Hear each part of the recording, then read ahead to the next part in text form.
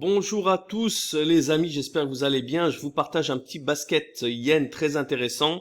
On continue en mode compounding très agressif avec le compte avec lequel on a commencé à 1000 qui est maintenant à plus de 4000 dollars. Donc on en est déjà à plus de 300% de performance. Et là, comme vous pouvez le voir, on a un bon basket du yen avec un euro yen qui malheureusement s'est ouvert à 0,5 parce que j'ai ouvert la position juste avant que le volume que j'avais changé s'actualise. Comme quoi, il faut pas se précipiter, mais d'habitude ça se update en une fraction de seconde. Et là, la fenêtre, elle a mis un petit peu de temps et j'étais tellement excité d'ouvrir les positions que je l'ai ouverte avant que le nouveau volume s'ouvre. Comme quoi, il faut toujours faire attention et toujours continuer d'apprendre. Comme vous pouvez le voir, voilà, on a un basket en yen. On avait également une opportunité sur l'australienne qui est à 4,5. On a également le New Zealand qui est à 3. On a également le franc suisse qui est à -3. On avait vraiment une opportunité d'ouvrir un deuxième, voire un troisième basket. Par contre, on a un yen qui est tellement beau, tellement magnifique, que j'ai voulu vraiment me focaliser uniquement sur cette devise. Comme vous pouvez le voir, on a des tendances absolument magnifiques. On a des locks qui sont respectés. On a des GMT7, vous pouvez les voir avec le petit rectangle jaune autour, qui sont des marubozu, ce sont des chandelles pleines et elles sont toutes au-dessus des locks.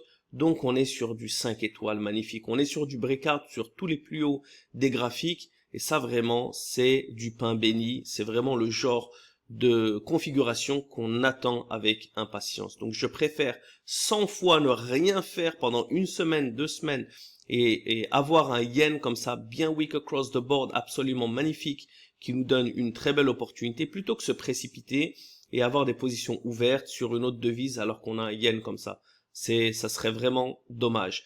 Et voilà, c'est le message que j'ai envie de vous transmettre aujourd'hui à travers ce basket, c'est encore une fois la patience. Et avec l'expérience, l'excellence vient dans la répétition.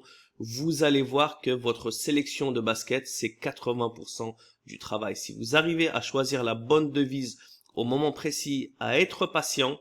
Je parlais avec un trader qui me parlait d'une opportunité juste un peu avant. Je ne me rappelle plus si c'était l'Australienne et le New Zealand. Je disais, il faut être un petit peu patient. Et c'était vraiment ce qu'on attendait.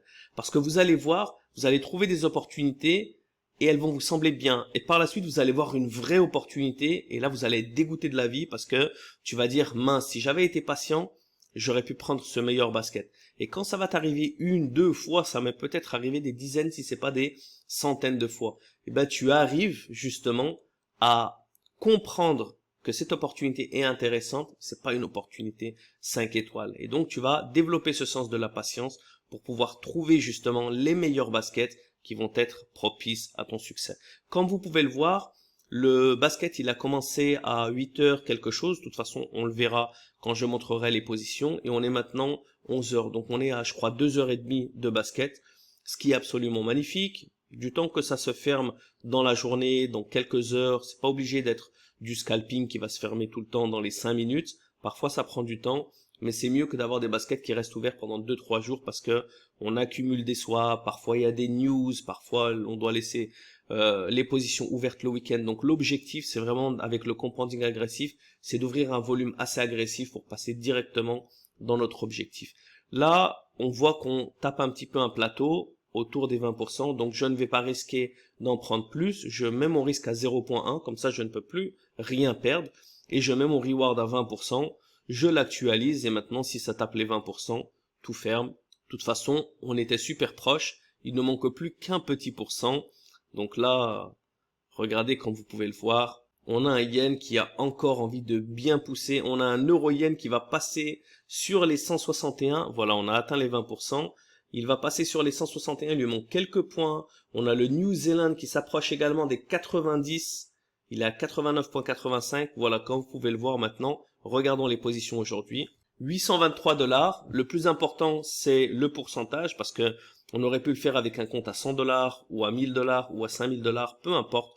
On le fait avec ses moyens. Le plus important, c'est d'atteindre la performance, pas l'argent. L'argent viendra avec la performance, mais ce n'est pas forcément vrai à l'opposé. Si on se focalise uniquement sur l'argent qu'on gagne, bien potentiellement on va pas se focaliser sur le trading.